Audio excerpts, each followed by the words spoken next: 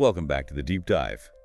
Today, we're really getting into a complex one, the moral crossroads of abortion and reproductive rights. It certainly is. Our goal here, just to be clear, is clarity.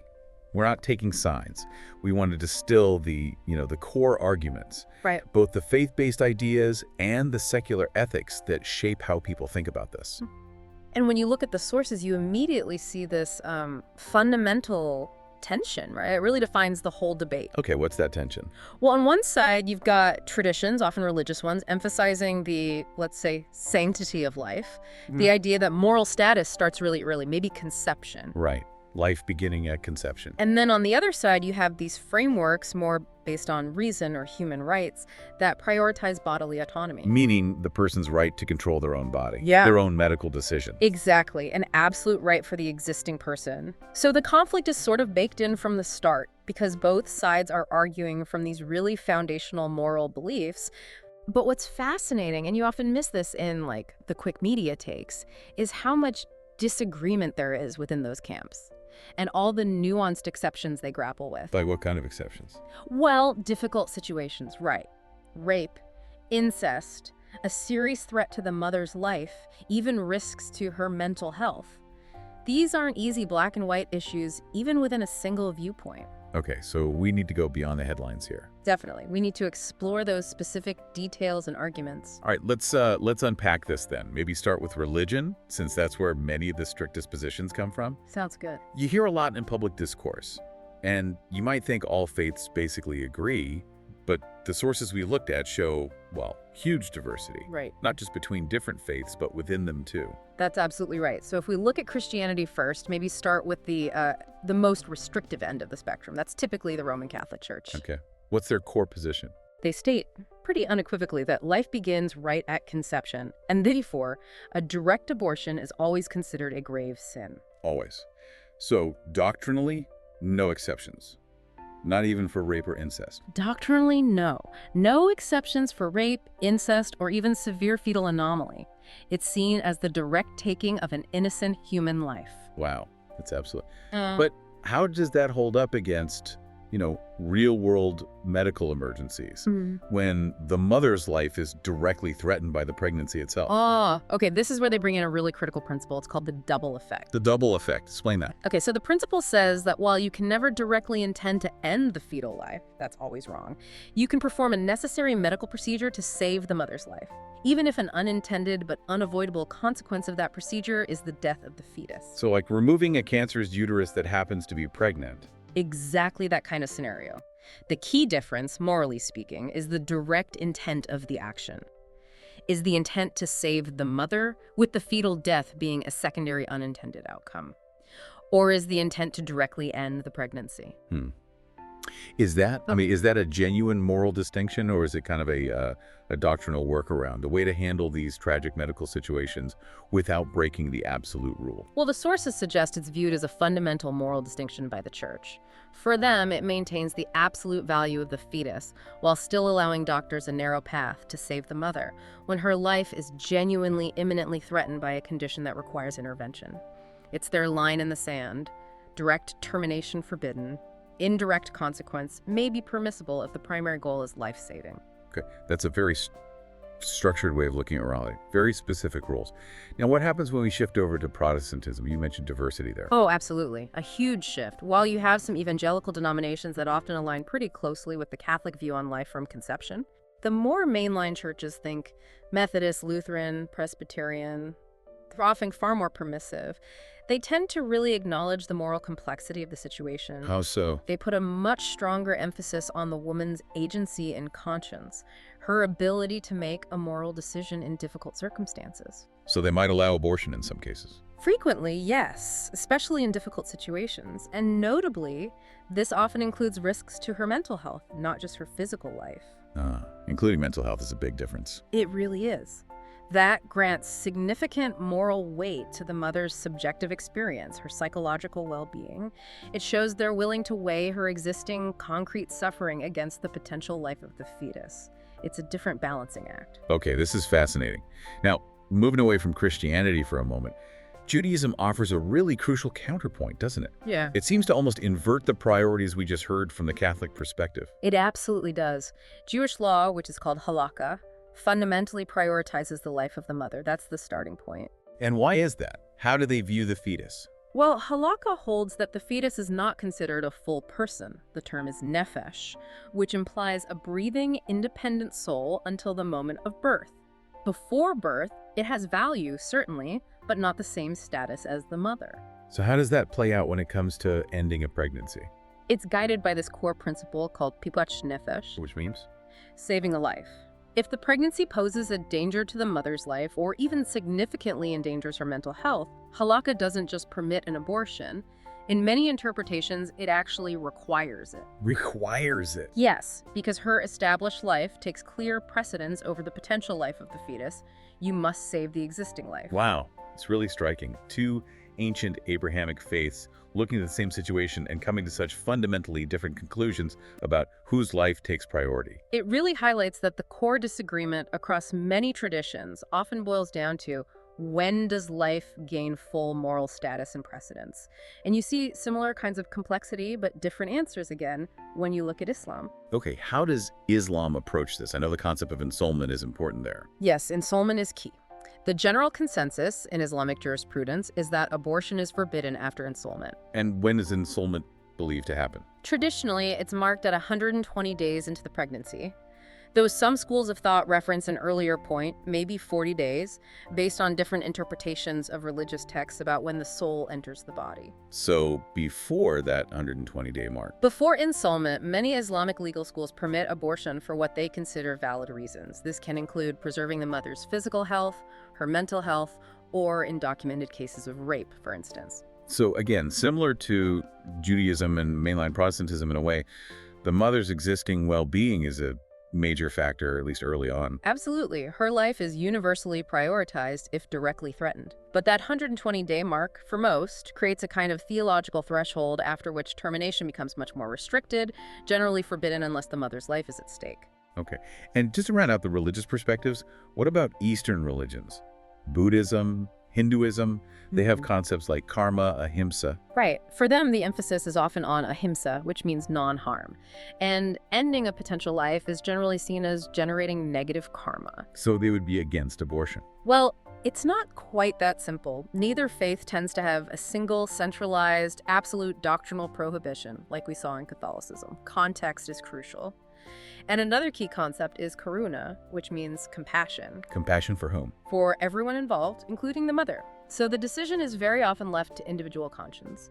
It involves weighing the intent behind the action, the degree of suffering the mother might be facing, the potential quality of life for the child against the principle of non-harm. It sounds much more situational. It often is, and the sources mention practices in some Buddhist cultures, like rituals involving Mizuko Jizo figures in Japan, which are meant to acknowledge and grieve pregnancy loss, including from abortion. This shows that while it's seen as a morally serious event, maybe even a setback, the response leans towards compassion and acknowledging the loss rather than condemnation. Okay, so we've covered a lot of ground there, from absolute opposition based on conception, to prioritizing the mother, to balancing spiritual consequences with compassion, the role of doctrine, tradition. It's complex. Definitely. But what happens when we step outside of religious frameworks entirely? When we rely just on, say, philosophical reason, logic, human-centered values? Let's shift gears now to the secular perspectives. Okay. So when you look at secular arguments, particularly those supporting reproductive rights, almost all of them start from one core principle: bodily autonomy. Right.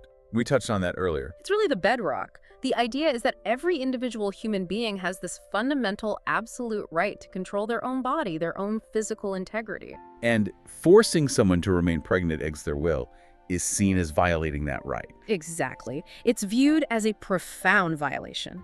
Compelling someone to use their body, their organs, to sustain another being, even a potential being, against their consent is seen as incompatible with that basic right. But doesn't that argument immediately run into the question of the fetus? If the fetus is considered a person with a right to life, doesn't that right potentially override the woman's autonomy? That seems to be where the debate always gets stuck. It often does. But secular philosophy offers a really powerful way to sort of sidestep that whole thorny personhood debate, at least in one influential line of argument, through a famous thought experiment. It's from the philosopher Judith Jarvis Thomson, and it's known as the violinist analogy. The violinist analogy. Okay, I've heard of this. Remind us how it works. Right. So Thomson asks you to imagine this scenario. You wake up one morning in a hospital bed. You find you've been plugged into a famous, unconscious violinist. He has a rare kidney ailment, and the Society of Music Lovers has determined that only you have the right blood type to help. They've kidnapped you and plugged his circulatory system into yours, so your kidneys can filter his blood. He needs to stay plugged in for 9 months, after which he'll recover. Okay. But sounds unpleasant. Definitely. Now, Thomson asks, are you morally obligated to stay plugged in? Even if we grant that the violinist is a person with a right to life, does his right to life automatically give him the right to use your body without your consent for 9 months? Most people would say no. You're not obligated. You have the right to unplug yourself, even if it means the violinist will die. Precisely. And that's Thomson's point regarding pregnancy.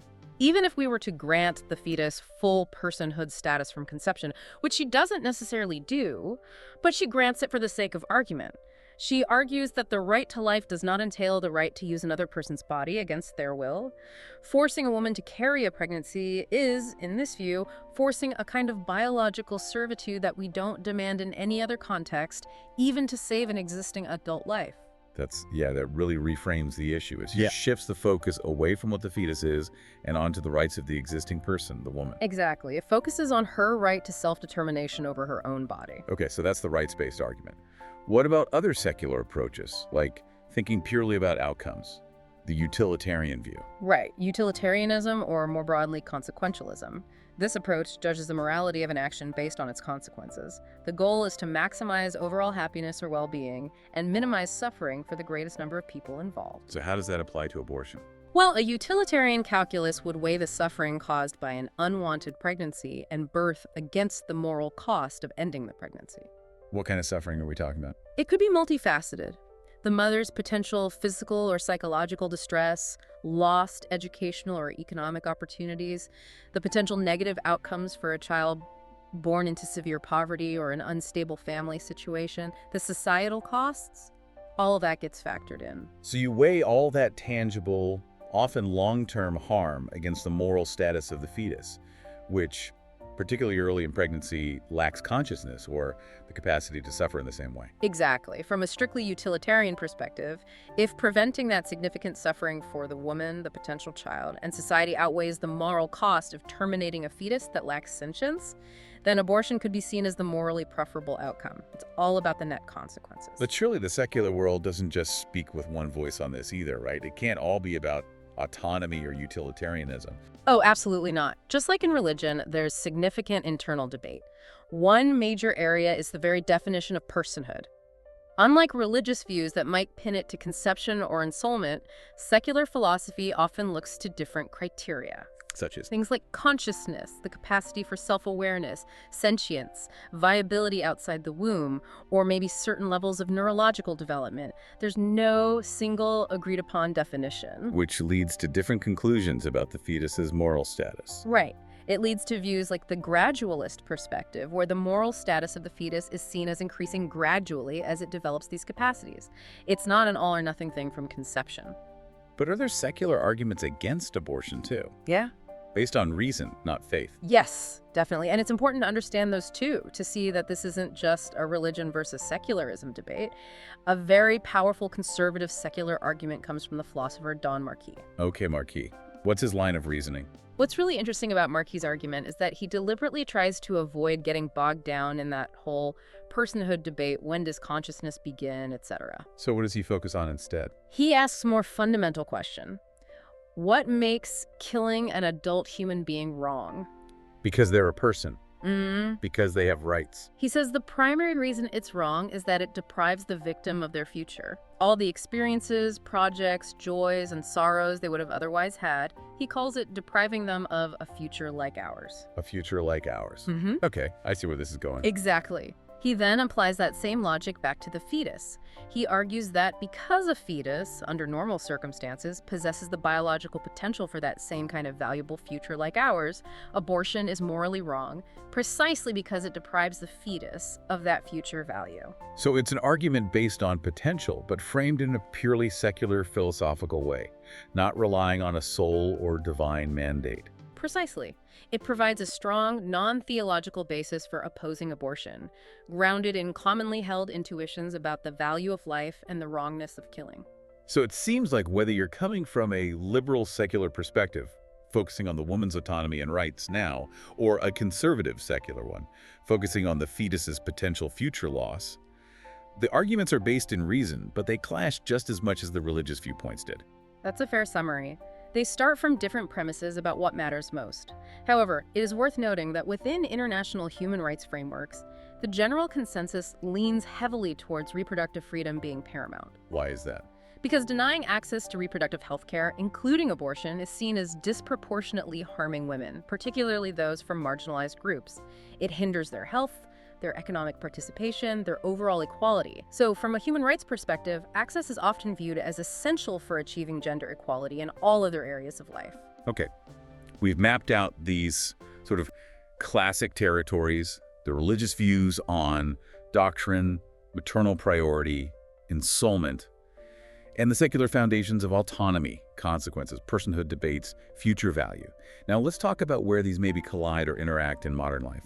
You called it the moral crossroads. Right, because modern thinking, modern values, they bring new elements into the conversation that challenge and sometimes integrate these older frameworks. Like what? What's different now? Well, one huge factor is the increased value placed on empathy and personal testimony, lived experience. How does that change things? It means the emotional, psychological, and perhaps crucially the socioeconomic realities of actually carrying an unwanted pregnancy are given much more significant moral weight than they might have been in purely abstract theological or philosophical arguments of the past. There's a demand now to listen to and integrate the tangible experiences of the people directly involved, especially the pregnant person. That sounds like it strongly connects to the modern emphasis on individualism too, the right to choose your own path. Absolutely. Modern Western morality, for better or worse, places a huge emphasis on individual self-determination, the right to define your own life, make your own choices about your body and future. So the question, who decides, becomes almost as critical, sometimes more critical, than the abstract question, what is the morally correct decision in theory? And you see this internationally. Yes, you see it reflected in those human rights frameworks we mentioned, like CEDAW Convention on the Elimination of All Forms of Discrimination Against Women, which view access to reproductive health care as fundamental for women's equality and autonomy. It's about individual sovereignty. And science keeps throwing new factors into the mix too, doesn't it? Constantly. Think about advances in prenatal diagnosis. We can now detect severe fetal anomalies much earlier and with more certainty. This presents really difficult new choices. Choices that maybe didn't exist before or weren't as clear. Exactly. Or consider a growing understanding of psychological trauma, for instance, the long-term impacts of carrying a pregnancy resulting from rape. This empirical data, this scientific knowledge, it forces both religious and secular ethical systems to reevaluate traditional stances on things like suffering, harm, and quality of life. It can push groups that maybe held very rigid positions towards considering more nuanced exceptions. So it's like science and lived experience are constantly putting pressure on these established frameworks. They are. They're forcing a continuous reassessment. Okay, so we've really journeyed through a lot here. We saw the rigid structure of Catholic doctrine, then the very different priority given to the mother in Judaism and parts of Islam, the balance of karma and compassion in Eastern thought, and then the secular world with those foundational, almost disruptive arguments about autonomy. That violinist analogy really sticks with you, and the utilitarian focus on consequences, plus the whole complex debate around personhood and future value. Yeah, it's a huge landscape. And what's really striking, I think, is realizing that within both faith and reason, there's just no single easy answer. There are multiple, deeply held, internally consistent, but often completely conflicting moral blueprints for how to approach this. That's the core takeaway, really. It means that modern pluralistic societies simply have to find ways to accommodate this deep moral diversity. We're constantly navigating this tension, this friction between deeply held beliefs about the sanctity of potential life and equally deeply held belief about the sovereignty of the existing self, the woman's autonomy. And navigating that, it requires engaging with the profound complexity we've talked about. It requires, frankly, empathy, and it requires respect for the different moral starting points, even the ones we profoundly disagree with. It's an incredibly difficult, deeply human issue. So thinking about the big picture, connecting all these threads, one thing that seems to emerge from the sources is a potential shift in the kind of question being asked. Maybe moving away from just the purely metaphysical question. Like, when does life begin? Yeah, exactly. Moving away from that, perhaps towards a more social question, something like, what kind of society truly supports life, both the potential life and the existing life of the mother and family? That's a really crucial reframing, because once you start asking that question, what does it mean to support life in a broader sense? You inevitably connect abortion access to a whole host of other social issues. Such as? Comprehensive maternal health care, for starters. Affordable, high-quality childcare, paid family leave, economic support for struggling families, educational opportunities for parents. The whole infrastructure that actually helps people raise children successfully and thrive as families. And these are issues where you might actually find more common ground, potentially, across the philosophical divides we've discussed. People who disagree fundamentally on abortion might agree on the need for better maternal health care or affordable childcare. It's possible it certainly changes the conversation. Yeah. Which brings us to a final thought, maybe something for you, the listener, to consider as you continue your own deep dive into this. How might focusing more on these broader social supports, the things needed to create a society where both mothers and children genuinely flourish, how might that focus change the coalitions, the alliances, and maybe even the overall tone of the conversation around reproductive rights? Instead of focusing solely on legal restriction or permission. Right. If the priority shifted towards building that supportive society first, how might that transform the way we think about the moral complexity of the individual choice itself? It's something to mull over. A provocative thought indeed. We'll leave that with you.